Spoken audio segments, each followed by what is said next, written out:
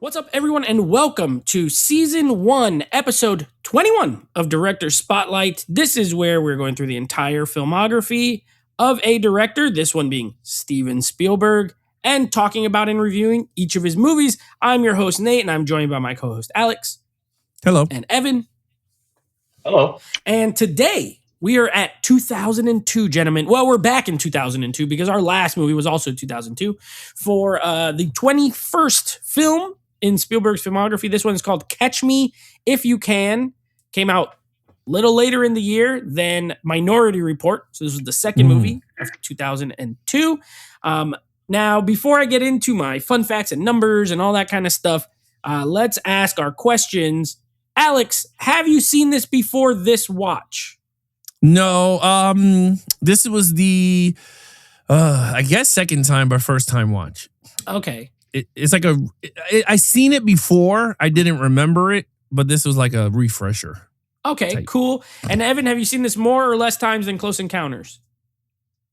I actually don't know because I felt like when this movie came out, I had the DVD. I remember just bringing this DVD to so many people's houses. I feel like this movie for a while, everyone wanted to watch it and I owned it. So I was like, hey, can I borrow that? Can we watch this? Because I feel like because you had Leo, you had Tom, I think, and Spielberg. So it became a pretty big movie for a while where I felt like I was always like with other people showing it and watching it, if that makes sense.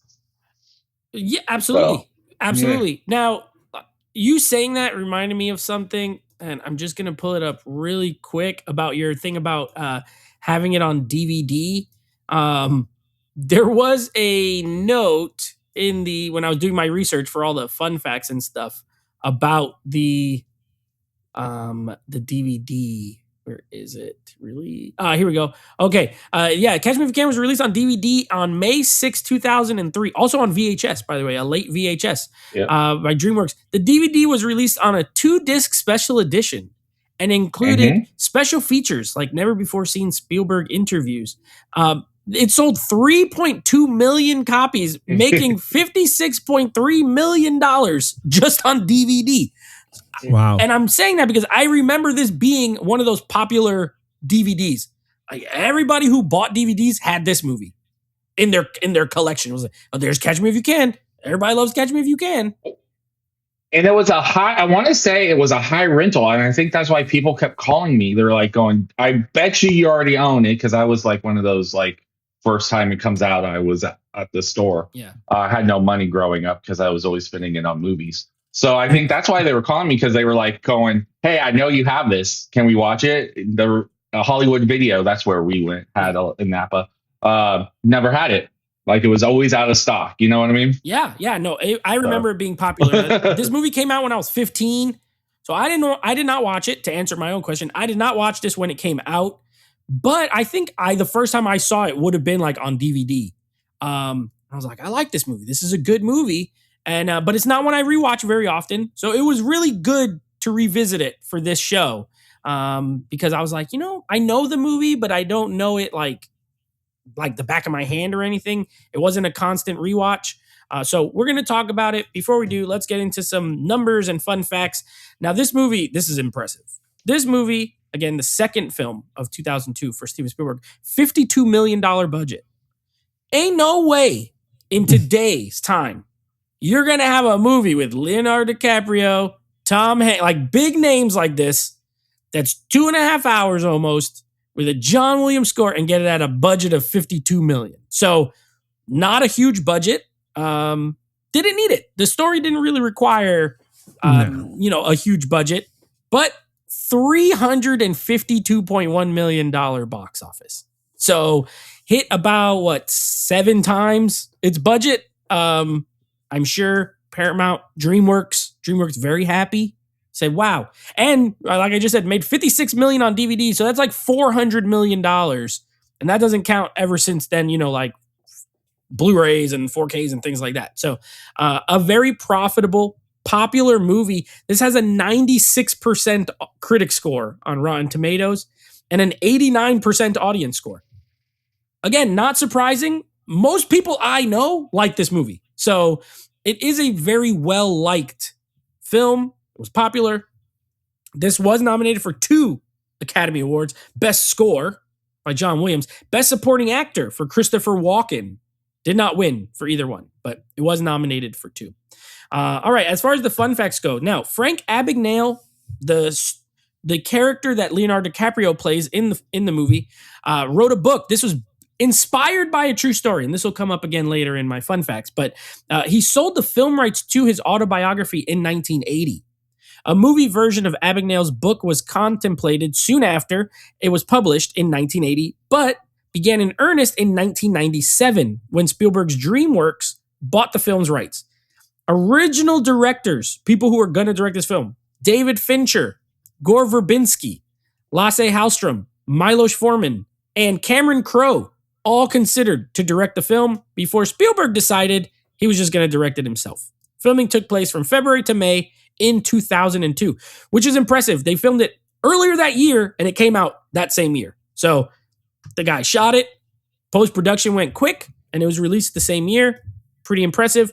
Locations included Burbank, Downey, New York City, Ontario International Airport, which doubled for Miami International Airport, Quebec City, and Montreal. The film was shot in 147 locations in only 52 days. DiCaprio reflected, scenes that we thought would take 3 days only took an afternoon. So Spielberg was shooting this, he thought he was Ridley Scott. He was like, you know what? We're in and out. We're getting in. We're getting out one take. Do good. And we could move along for, to keep shooting. Now, DreamWorks was careful to market the film as inspired by a true story to avoid any controversy similar to that surrounding A Beautiful Mind and The Hurricane, both of which heavily deviated from history regarding the characters in those films. So they were like, we're not saying this is the true story, but it is inspired by a true story. And there are a lot of elements that really happen.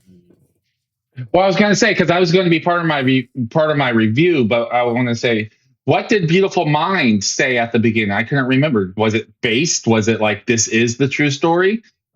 Do you know? I don't remember because I haven't seen A Beautiful Mind in like 15 years.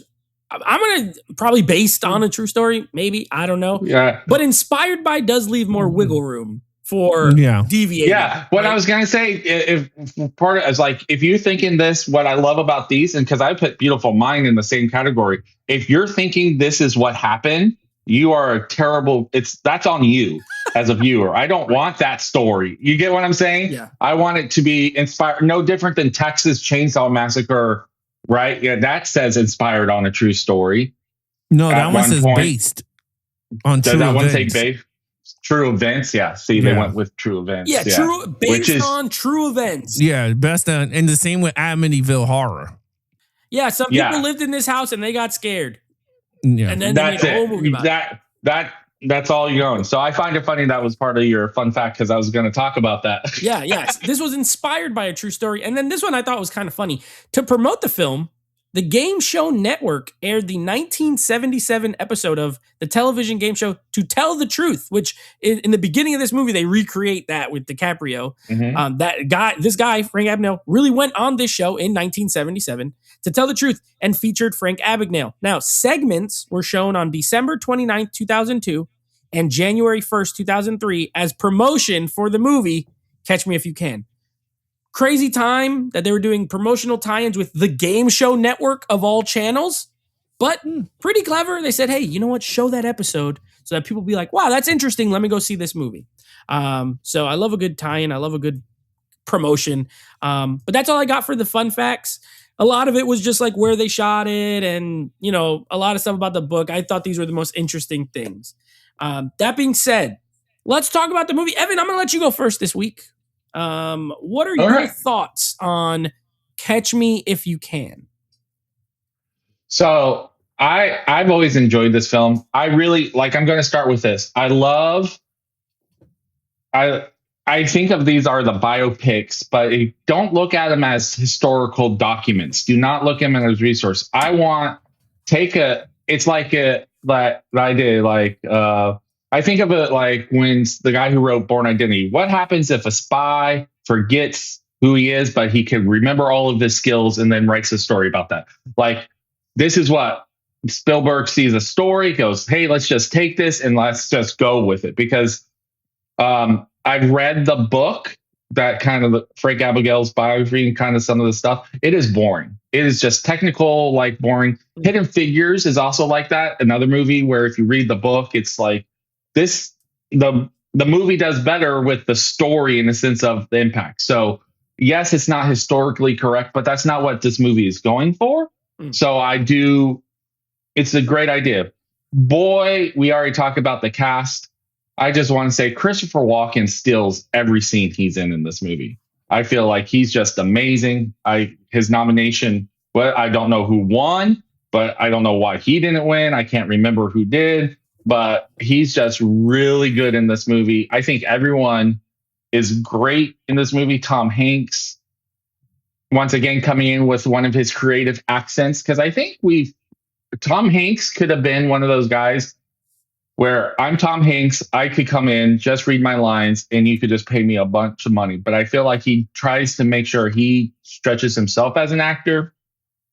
Same with Leo. I can't remember because this is after Titanic. This is after, this is kind of what I think is. This was right after Gangs of New York for him. Gangs of New York. Okay. So this is that time period where Leo's saying, I am a leading man and I could hold multiple types of movies, right? Because we see Tom Hanks do that kind of in the 90s. You see Tom Cruise doing that, and Leo's kind of doing that. Look, let me do this historical, like big budget, Martin and Spielberg. Yeah. I also think Spielberg is amazing director in this. I love his color palettes. The fact that he's able to go from Minority Report to shoot this really quick, and it's a completely different style of movie. And the fact that you have John Williams also scoring and fitting the music, the style, the color grading, all that, this was such beautiful pastels of the colors, and it was beautiful. So I loved this movie. I had a good time with it. I forgot to watch it for this, and I said, "Oh, it's like 9:00 at night last night." And I said, "Let me put it on so I could get some refresh." And I was going to skip through and say, making sure I understand because I've seen it a lot. I watched the whole thing. It's that good of a movie. I stayed up and watched the whole thing, and it was just a fun, enjoyable ride. I'm trying to figure out do I have any kind of complaints? I don't, because I enjoyed it. I think. No, I'm trying to figure out what did I not enjoy. I think it has the right balance for a 2 hour and 20-minute movie. I didn't feel the length at all, even when when you're supposed to. I think the time traveling was perfect because you start technically in the present of him getting arrested, then going back, and you just have these occasional, but they're not everything's serving the purpose to move the story forward. And I don't think there's any wasted screen time in this one. Yeah. So I really enjoyed it. Really quick for you, Chris Cooper won the Best Supporting Actor for Adaptation that year. Instead of Christopher Walken. I don't even remember that movie. And also Leonardo DiCaprio, 2002. Good year for him. Not only did he have Gangs of New York and this movie, Catch Me If You Can, the same way, but he also turned down the role of Anakin Skywalker in Star Wars Episode 2, Attack of the Clones. So we almost got DiCaprio instead of Hayden Christensen. What could have been? Instead we got whiny ass Hayden Christensen. I don't like sand. I think Leo would have been whiny because just look at the script, because Luke Skywalker was whiny too. But that's a different story. But he would have done better. He would have been moody. He wouldn't have been as whiny. Anakin Skywalker looked like he was going to cry. Hayden Christensen looked like he was going to cry all the time. I just couldn't. Yeah. I hate him. All right. But it's amazing. I love it. And it's a testament to the actors, I think, because the fact that you have two different styles of movies, like Leonardo DiCaprio from Gangs to New York, to do this and film it in such a short period. That means that's quick. This was also his second highest grossing movie behind Titanic at this. Wow. Even I don't know if he's done. I mean, Inception probably made a lot more, but his movies don't always make the most money. I mean, Titanic, he's super respected, is an Academy Award winner, nominee multiple times. But he's not the box office draw that you would think someone like him would be. So this one's one of his highest as far as box office is concerned as well. Yeah. All right. Now, Evan, I'm not surprised by your review, but there's one review that I'm very interested to hear about. And that is my buddy Alex over here. Now, Alex, I'm very interested. Is it better than E.T.? I don't know. I don't know where he's going to go. You know, he's a wild card. You never know what to expect. Evan would be like, I love this movie. And Alex would be like, it was boring. So I don't know. We're going to find out. I want to see what he thinks. Alex, what is your take on Catch Me If You Can? It was mad long. Really? Evan just said it moved so fast. It wasn't long. Yeah, I thought it was long. What is it? How long is this movie? 2 hours and what? 2 hours 20. 20 minutes. Yeah, I think it should have been an hour 50. Hour 40. Cut out half an hour? Cut out a half an hour. Yeah, I think for me it would have been a sweet spot because, man, I felt like it was just an ongoing thing. I was just like, I felt like it was long. Now, look, the movie was good. I thought it was a good movie. Funny at times, serious at times. I like Tom Hanks in this. I'm not a big Tom. It's funny. I'm not a big Tom Hanks fan, like in terms of his stuff. Me neither. And Leonardo DiCaprio. I don't know why. I like a lot of his movies, but I'm never like, oh, Tom Hanks. Gotta go run out to see this.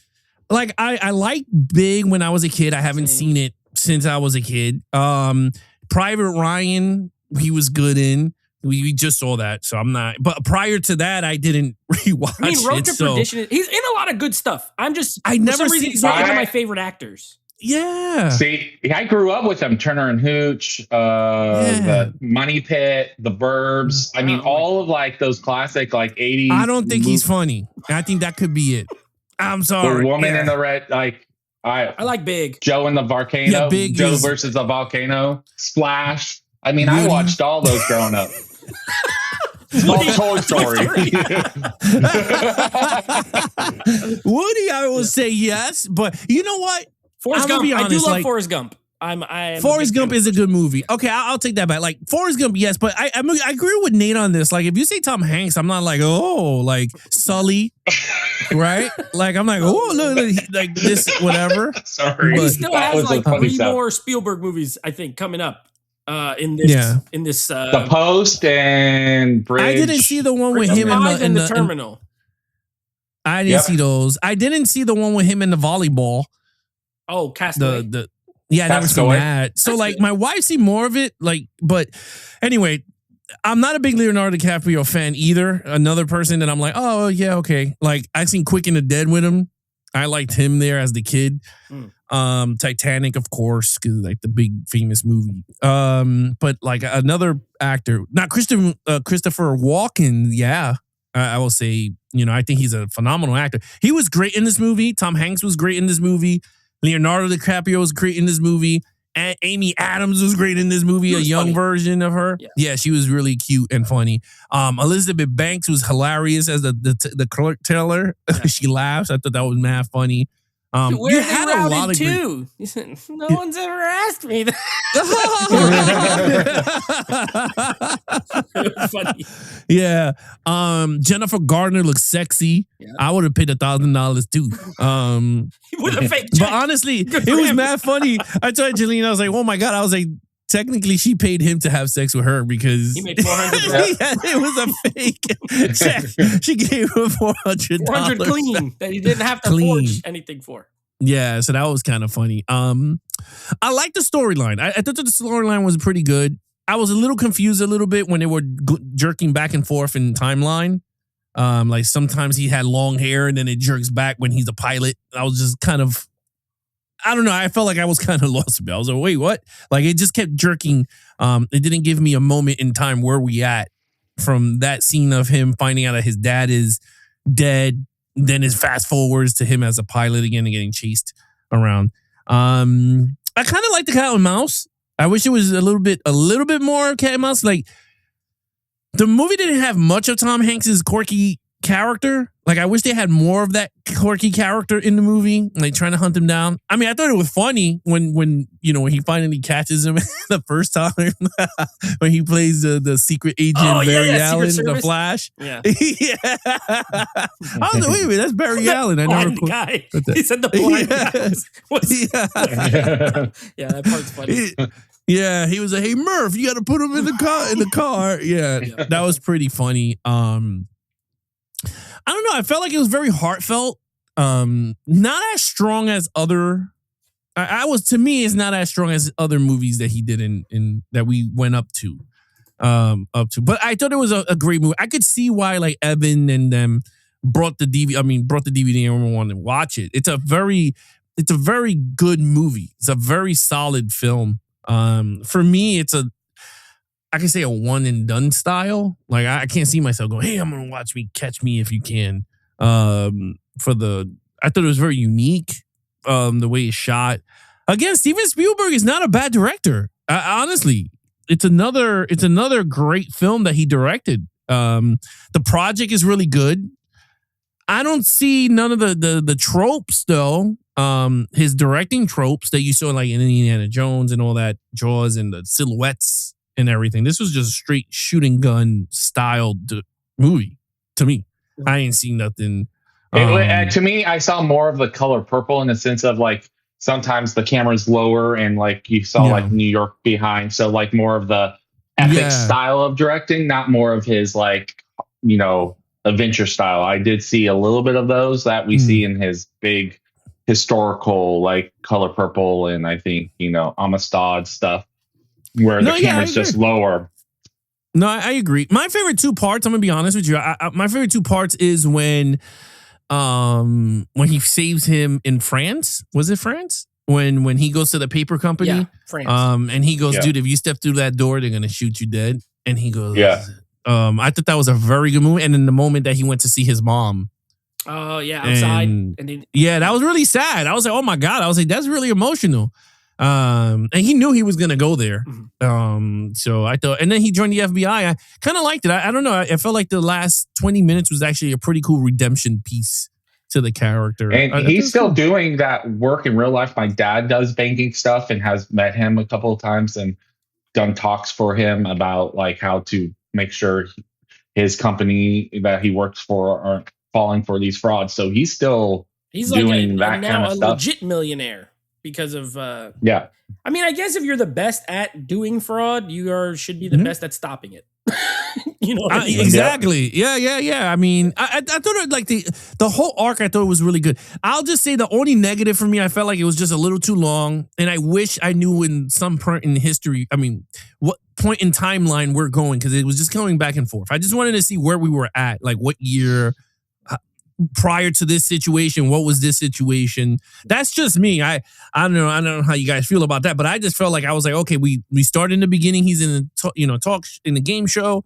Fast forward, you see as a young kid, you see his father doing good, and then you can see his father was a con artist himself. Then it fast forward with long hair, then it jogs back to him as a pilot. Then it goes forward in time, then back in time, and then. I don't know. I just felt like it was just a little back and forth. But I liked it. It was a really solid film, and I thought it was really good. All right. So looking at this little review, not a review, it's like a little blurb, but it sums up, I agree with this very much. Roger Ebert, rest in peace, Roger Ebert heavily praised DiCaprio's performance and concluded that this film is not a major Spielberg film, although it is an effortlessly watchable one. Is the best way to describe it. It's not a big, epic action extravaganza. It's not full of set pieces. And even though they traveled around a lot to shoot, it's not like a globe-trotting adventure film. But gosh darn it, if it's not just an easy watch. I think, first of all, I agree with the Tom Hanks. Like, there's a ton of Tom Hanks movies that I really like. What I meant was like, he just happens to be in good movies. I think he makes good choices, but he's not an actor that I'm always like, oh, Tom Hanks, like I want to rush out to see that. DiCaprio, on the other hand, is that kind of actor for me. Like if he's attached to something, I very much want to see it because he's attached to it. I'm a huge DiCaprio fan. This is really early in his career. Obviously 2002, like he was very young at the time still. 24 years ago. So he was in his 20s, his early 20s. Or mid-20s. So yeah, I mean, it is early on, but he was making some great choices here. Like to work with Spielberg and Scorsese back to back, early on like that, and James Cameron, like right before that, he was doing his thing. The supporting cast in this is crazy, especially the girls. Like they have so many actresses that went on to do a lot of stuff. There were nothing in this movie, nothing roles. Amy Adams was a nobody. Elizabeth Banks was a nobody. Ellen Pompeo from Grey's Anatomy, she's the first flight attendant that he hooks up with. She's on that show for 20 seasons. She's a nobody at this time, really. Jennifer Garner was on Alias at this point. Spielberg saw her in that and was like, I like her. Let's give her a little role. That was pretty much it. And that's why she's in one scene. It's not a big role. He just liked her in that show and wanted to give her a role here. So he mentioned this, and I think I mentioned it in one of the other ones about him saying he never had like big famous casts. And I think it's because they were always famous after rather than super famous before. Obviously, DiCaprio's a name. Tom Hanks a name at this point. Walken's been around for a long time. But for the most part, a lot of the other, characters are no one's in 2002. I think the movie's great. I think, first of all, John Williams' score in this, I really like. I think the music fits the movie so well. Sometimes you'll have a movie with great music that maybe it doesn't always fit, but it's just great. Or you'll have a movie with like, the music's okay, but it fits pretty good. Like, I feel like this is a double whammy of like, it's great and it really fits the movie extremely well. Kind of jazzy, kind of like just a mix of different stuff. It's not, you could say it's not John Williams and I would believe you. It doesn't sound like his normal stuff, but it is great. So I'm not surprised it was nominated for an Academy Award. I agree with you guys. I think Christopher Walken's great in this movie. This movie is kind of sad. When you think about it from our main character's point, right? Even at the end, when he is talking with, when he's working with the FBI and he goes in the office with Tom Hanks, he's like, I got to go visit my daughter. Blah. He's like, well, what am I going to do this weekend? Like, this guy has no friends. He has nobody that his dad died. His mom is remarried when he doesn't want to, he's not trying to be involved there. His girl that he was engaged to is not, he's not going to go see her again. So like, he has nobody, he has no real relationships. His most real connection is with the guy who was chasing him, over the course of this. Like, it really wasn't that long of a time. I think in the movie, it's like a year and a half or something like that. I think it's like 3. Well, technically, what? No, because remember in the court, he says he's like 17 at the beginning, or 16 at the beginning. Yeah. And then he wants 16. to get 16. Then they're like, no, you can't be, you have to be tried as an adult. But he was just an adult. Okay, so. Yeah, he was just 18 probably. So within like a 2-year span, really. That does make it kind of weird that he's banging all these chicks and he's like 17 years old with all these grown women. But whatever, you know what? It's his story. He did it. I don't know. Obviously, the actors are not that age, but still, when you think about it, it's like, well, he's kind of young, but whatever. I think it's funny. I think the movie's really funny. I think the script's really good. I love the Tom Hanks knock joke. I love the second one where he doesn't finish it. That was funny. He's like, hey, knock. And then that part is super funny. I like his dynamic. I like that every time he escapes him, like the first one's the best. You're right. The Secret Service one, that's where he doesn't open the wallet. And then he's like, the blind guy is him. And he takes his machinery because he knows he still needs it. He's like, I'm just going to go drop this off. And then he's like, you keep the wallet. Don't even worry about it. I love that part. And the second, and the one at the airport too, where he's like, he has the sign and he's coming to pick him up. And Tom Hanks is like so mad. I think it's great. I love the cat and mouse as well. He's chasing him, but I like that the movie doesn't like that's part of the plot, but it doesn't just focus on that. Like, you get these like asides with Frank Abagnale Jr. and what's going on with him and his family. The doctor part is really funny as well, where he's like, "Do you concur?" And he's like, yeah. "Do you concur?" And then at the end, the guy's like, "I think we should just do stitches." And he's like, "All right, you got it." And then the other doctor's like, "Why did I concur? I should have just concurred." Like, it's crazy. If whatever's real, like, this is such a crazy story that this kid was able to just like pretend to be a doctor, pretend to be a pilot, pretend to be a lawyer. Well, he passed the bar apparently, but he did not know how to practice law or anything. Another funny scene where he's in the courtroom. He's Oh, like, yeah. the defendant Yeah. was not in the jury, and the guy's like, there is no jury. Like, it's just you and me. What are you talking about? He's like, what the hell is wrong with you? Yeah, I mean, that was great. Robert, what's his name? Martin Sheen. I love Martin Sheen in his little role. Yeah, he was good. He's funny. That part is great where he's like telling him, he's like, I'm not a pilot. He's like, you're a romantic. And you're going to go ahead and ask me the question. What are you going to ask me? I like that. So yeah, I just think the movie's very, very strong overall. I really like it. I think it's an easy watch. I think it's very entertaining. I think Spielberg's direction is actually really good. There's some cool shots in this movie. The one where they're outside the building, it looks like it's like in New York, and the camera kind of goes through and comes into the window and everything. Like, he was doing some stuff, not like peak, but he also wasn't just like on autopilot or anything like that. Like, it, when you watch it, it feels like a director making a movie they really wanted to make, and that he's having a good time directing it. So I really like it. As far as negatives, I do agree with Alex a bit. Maybe not 30 minutes, but definitely maybe 15 minutes could have been cut at least from this movie. Like 2 hours 20 is lengthy. There are some parts that feel unnecessary. The Jennifer Garner scene could be cut and the movie's the same exact movie. There literally is no reason for it to exist other than, oh, this actress, she's cool on this show, let's give her a scene. Because it has no bearing on the plot. She doesn't actually cash any check. It doesn't lead to, you would think, oh, maybe she's going to attempt to, and then the FBI is going to catch her, and then they're going to be like, where'd you get this? But no, nothing like that happens. I guess I get it. It's also teaching us that how checks work, in the sense that you could sign over a check to someone. So that's another way for him to get money. So we have multiple ways of how he's now cashing his checks. I guess, but do we need a 10-minute scene to explain how a cashier's check works? I mean, I don't know. I like it. Well, you have that scene. I felt like the prison scene was a little way too long when he escapes and then he just falls on the floor. In Russia, when he's in Russia, he's coughing up a lung. That was way too long. In France. It was a French prison, no? Yeah. I thought it was in Russia. No, whatever. French. Yeah.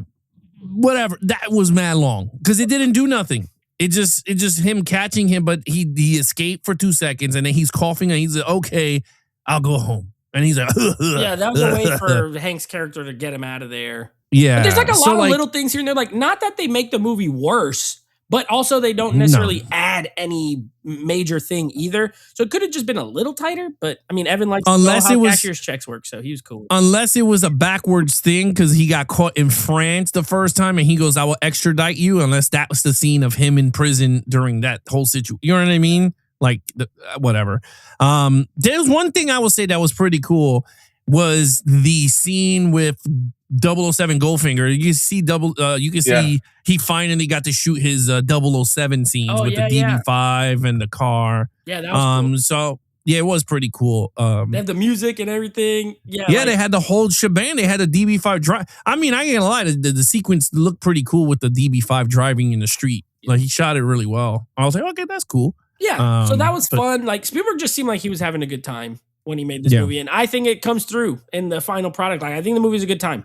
Very entertaining, easy to watch. I don't really have any big downs other than that. I also watched it late, which that factors in as well. Like, me too. I saw it right late yesterday. You watch this at noon, maybe it doesn't feel as long. As if you put it on at 10 p.m. But I saw it at 12. I was okay, well, at 12 a.m. very late.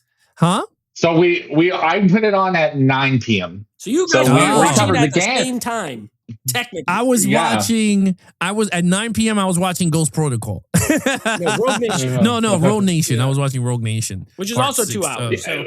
Which is another. But it's also in those two movies, you have a very action-packed type thing. Then going to this, which is a second. So maybe you should have flip-flopped. Yeah, I should have flip-flopped. I would have enjoyed it more. What an idiot. But either way, great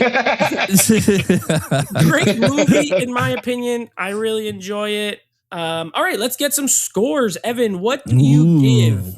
Catch me if you can.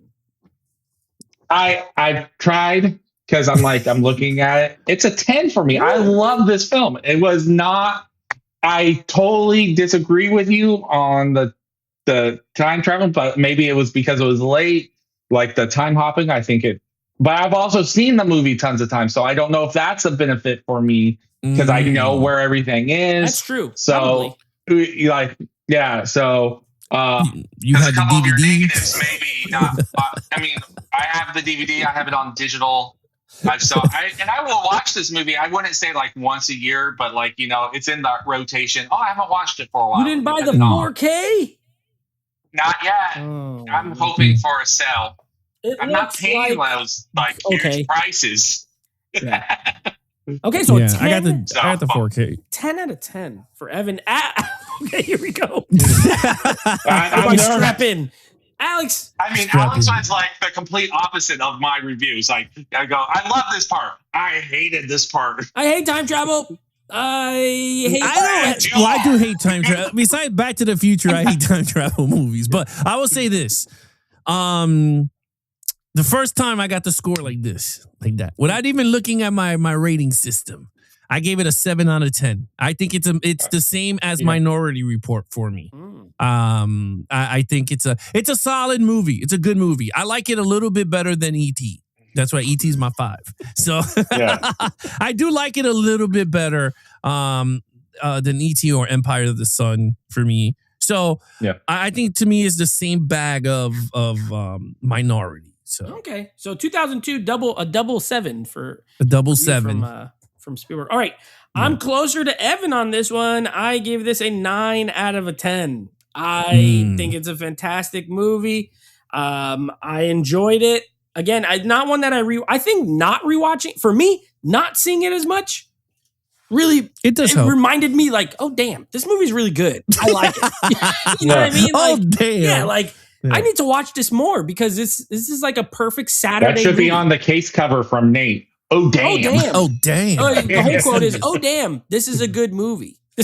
That's the whole thing. Yeah. I really enjoyed it. So 9 out of 10, 10 out of 10, 7 out of 10. This one is good. I mean, according to Rotten Tomatoes, we'd be 100% here. All right. So that being said, we are down to not the nitty gritty, but we're down to the final third of Steven Spielberg's filmography. We've made it 2/3 through, about to be 2/3 of the way through pretty much.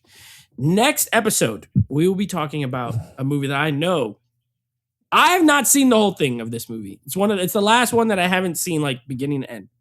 Okay. Alex, there's no way you've seen this movie. And Evan, you've definitely seen this movie. So the next film is from 2004 and it is with Tom Hanks again and it is The Terminal. That is the next film. It's his rom-com movie where he's stuck in an airport. Definitely not.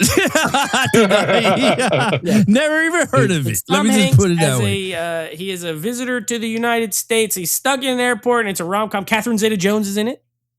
Okay, and it's based off it's inspired by true events again. All right, so there you go. The 3rd out of 5. Spielberg, Tom Hanks collaborations. This is the middle one.